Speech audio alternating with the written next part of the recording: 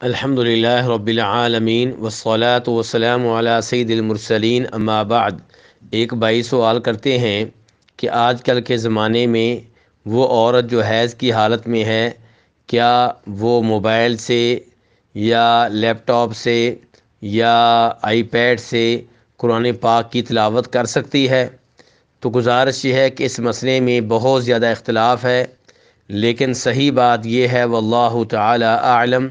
کہ کتاب و سنت میں کوئی ایسی صحیح صریح دلیل نہیں ہے جس کی بنیاد پہ ہم اس عورت کو جو حیض کی حالت میں ہے کلام پاک کی تلاوت سے روک سکیں، منع کر سکیں۔ آپ یہ دیکھیے کہ نبی کریم صلی اللہ علیہ وسلم نے جناب عائشہ سے کہا تھا جب کہ وہ حج کرنے لگی تھیں اور حیض کی حالت میں تھیں کہ تم وہ سارے کام کرو جو حاجی کریں گے، لیکن نماز نہ پڑھنا اور طواف نہ کرنا۔ تو نبی کریم صلی اللہ علیہ وسلم نے حیض کی حالت میں جناب عائشہ کو صرف طواف سے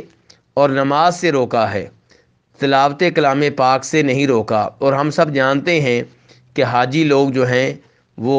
حج کی حالت میں، احرام کی حالت میں تلاوت بھی کرتے ہیں، اللہ کا ذکر بھی کرتے ہیں اور دیگر کئی عبادات بھی بجا لاتے ہیں۔ لیکن آپ علیہ الصلوۃ والسلام جناب عائشہ سے کہہ رہے ہیں کہ عائشہ وہ سارے کام کرو جو حاجی کریں گے، لیکن طواف نہ کرنا۔ اور دوسری روایت سے معلوم ہوتا ہے کہ نماز بھی اس کے لیے ممنوع ہے، لیکن تلاوت کو آپ نے